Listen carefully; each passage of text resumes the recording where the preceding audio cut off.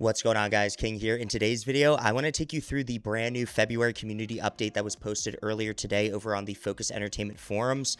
We're going to jump right into it as it answers a lot of frequently asked questions and concerns about patch 12.0 and its release. So they start off by saying, hey everyone, this month we've worked hard to release the Techmarine update and now it's out. Read the patch notes here or take a look at the recap. I will post a link to the most recent video I did going over the entirety of the patch notes for patch 12.0.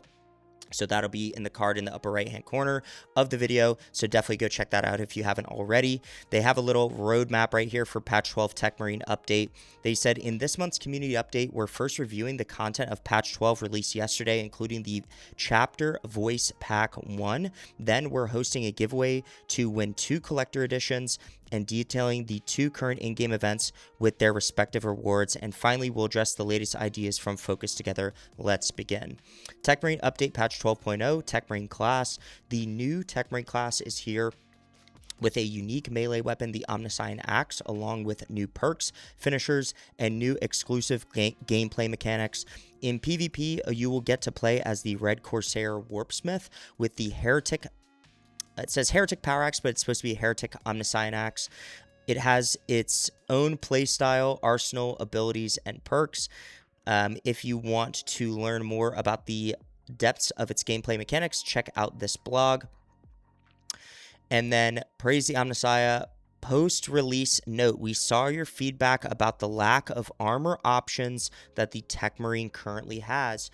Due to time constraints, we made the choice to focus on Techmarine's gameplay rather than its customization options. Rest assured, we will expand the armor options as part of future updates. The Techmarine will have access to various armor parts.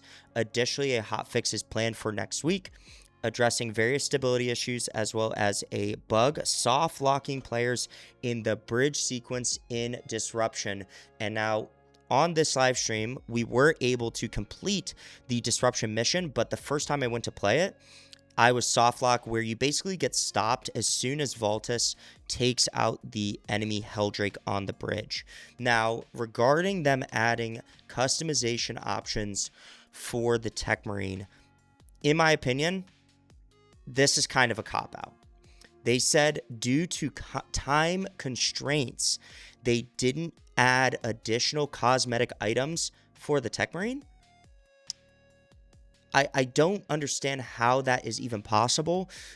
All of the current cosmetics that people are asking for, especially Deathwatch cosmetics, you should just be able to drag and drop onto the new class. They're on every single other class. I don't understand how they are unable to add them to the class, especially following a public test server.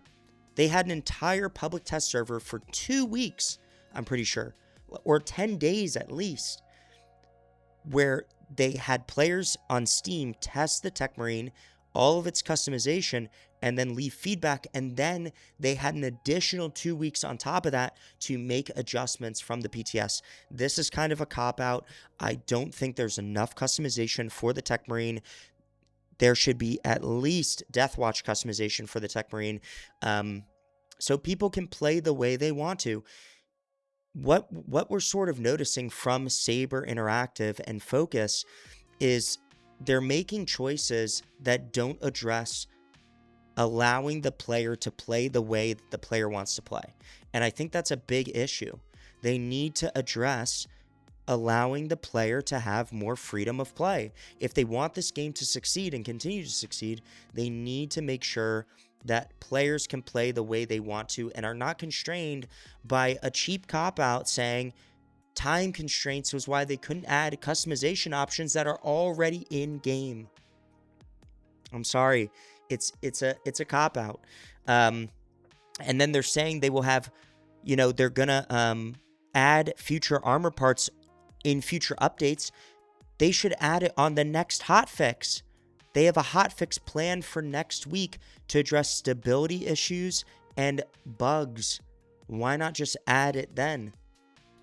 It just seems like they're going to draw out adding customization options to the Techmarine, and they're also causing issues with players unlocking, or they relocked other cosmetics when the Techmarine released. So for instance, if you go into the cosmetic options for shoulder pauldrons, the molecular bonding stud shoulder pauldrons are currently locked to where you can only, they relocked them intentionally, and they confirmed it in the community Discord. They relocked the molecular bonding stud shoulder pads intentionally with the Techmarine.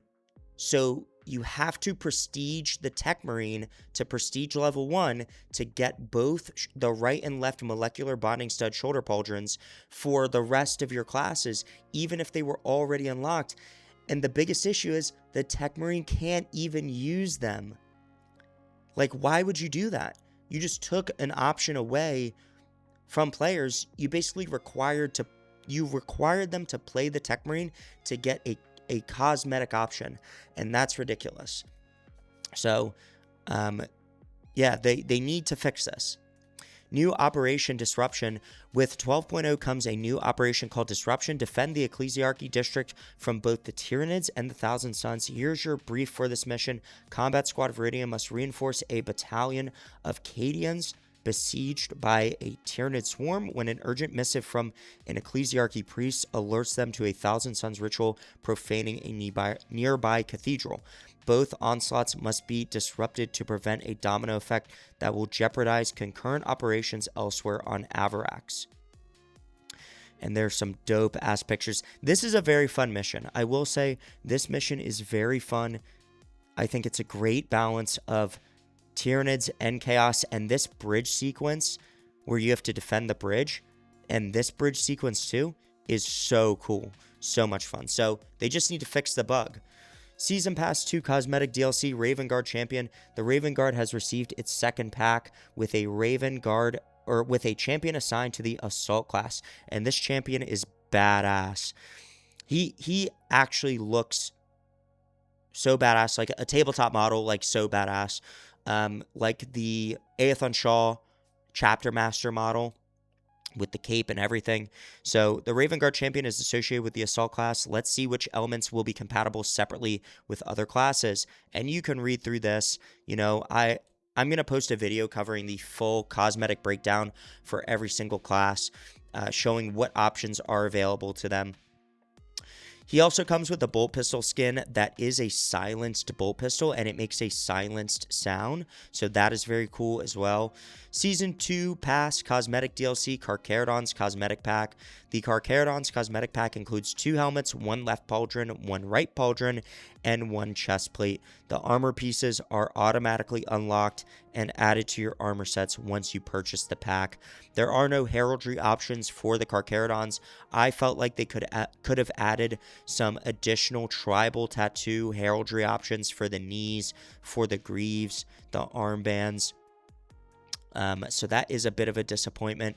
But overall, I would say that the Mark V helmet look and the actual armor pieces do look very good. The Chapter Voice Pack 1 is out here. The Chapter Voice Pack 1 is here. The Voice Pack, including new voice lines and heads for the Blood Angels, Space Wolves, and Black Templars, is now available. We addressed the most burning questions in a FAQ last month. You may want to check it out here. So these are the 3 helmetless options. They do look very good. I have listened to all of the voice lines. There is a current bug where it doesn't show the voice lines for the new voices on the actual dial when you go to look them up. So they need to fix that. But they do sound very accurate. They didn't address, though, right here, a lot of the concern around this voice pack, and we will check some of the comments down below because they are pretty bad. Discord server 100k reward. This month we've reached 100,000 members on the official Space Marine 2 Discord server. A little giveaway to win a focus game key is going on our server. There's still time to participate, so if you want to participate, click the link on this, and I will link this blog post in the description down below for this video. We're incredibly grateful to see our community growing day by day since the game's release in September 2024. This server is filled with dedicated players who help improve the game and share our passion for it. For that, we Truly can't thank you enough. To celebrate this milestone, we're also giving away 2 collector's editions of Space Marine 2. Check out this post and the rules here. The lucky winners will be contacted on March 6th. To enter, follow our account on Facebook, X, Threads, and Blue Sky. Like this post and drop a comment with hashtag Space Marine 2. Twitch drops. So Twitch drops are currently ongoing. I have them enabled on this stream currently. A Twitch drops campaign is currently up to accompany the release of patch 12.0 to earn the prizes in-game. Watch any streamer playing Space Marine 2 on Twitch. For 30 minutes of watch time, you get the Poifer Shield, Power Axe, Skin, 1 hour watch time, 100 accolades, 2 hours of watch time, Mark 10 Pristine Aquila Breastplate. You have until March 9th to earn these. So, like I said, they are enabled for this stream currently, and I will be streaming all throughout up until the deadline, so you guys can get your Twitch drops. Community event with patch 12, we're rolling out 2 community events, a 200 accolade reward for collectively completing Disruption 300,000 times, and a 20% XP boost available with no condition to help you level up your Techmarine class, and that's this right here. So you have until March 16th to get that 20% XP boost and to get the additional 200 accolades for just completing Disruption 1 time. But then collectively, when we complete it, everyone will get 200, or I'm not sure, they may have already completed it. So that might be the reason you get your 200 accolades. So make sure you play Disruption. Addressing some more ideas from the players. Once again, we wanted to address the latest and most discussed ideas from Focus together and bring answers to them with insights from game director Dmitry Grigorenko. Allow players to color their weapons. Summary: add a customization option to change the color of the weapons. Thank you for the idea. At the moment, we want to keep the weapon color skins as a reward for the Siege mode. However, we can confirm that more colors are coming, which is nice to hear. Definitely go play Siege, unlock those. All you have to do is complete 5 waves at a time. Every time you complete 5 waves, you unlock 1 of 3 color options for every single weapon. If you want lore accurate Deathwatch, you need the Mephiston red weapon skins for every weapon. Deathwatch will only use red weapon skins. So if you want lore accurate or lore accurate Iron Hands white weapon skins, those can be unlocked through Siege mode. Fix the Macragge blue color and lens colors. Summary: the Macragge blue color is different from campaign to PvE and PvP. Here's a little explanation regarding this issue. The reason why color is not exactly the same is because campaign characters cannot be customized and the color scheme is set in stone. The campaign characters are not just flat Macragge blue. There are more advanced shading techniques applied to them that cannot be replicated in PvE and PvP game modes because of the customization. This is why campaign characters will always look better than recolored PvE and PvP Marines, especially lenses. Another big factor is how different lighting affects color shading, as well as different color correction that is unique to each area of each level. That being said, we will try to tweak our colors one more time to close the gap. So this is why, and I spoke about this on my last stream. This is why I think when they made the campaign, they had 3 separate teams working on Space Marine 2 during its development. One for PvE, one for campaign, one for PvP. Once they got approval to create Space Marine 3, they took the majority of that campaign and PvE team and they moved it to Space Marine 3 because things are not consistent across PvE, campaign, and PvP. They're a little bit more consistent on PvE and PvP, but not with campaign. And don't get me wrong, campaign is its own section because with campaign, everything has to look a certain way because these characters are like named characters in the lore, right? Like in Warhammer 40k lore, from Space Marine 1 to Space Marine 2, Games Workshop retconned a lot of the lore to fit Titus and his squad of Chiron and Gadriel and all these characters and Leandros and stuff into the actual lore of Warhammer 40k. Originally, Titus wasn't a lore accurate character prior to Space Marine 1. But after Space Marine 1 and especially through Space Marine 2, they made him a lore accurate character.